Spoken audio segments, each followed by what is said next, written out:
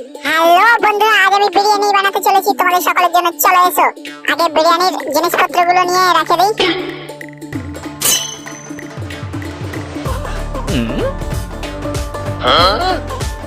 এই দিলাম ধরিয়ে, এইবার ফটাফট বিরিয়ানিটা হয়ে যাবে। দোস্ত বন্ধুগণ দেখে নাও ফটাফট বিরিয়ানি কিভাবে করতে হয়।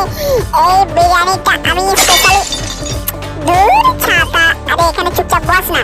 এই বিরিয়ানি রেসিপি স্পেশালি আমি মুম্বাই থেকে। তো চলো, এটাকে খাওয়ার জন্য তো কোনো একটা লোক দরকার নাকি? তো লোক টেস্ট করে কে বলবে কোথায় পাই এদিকে একটা পেয়েছি, দাঁড়াও।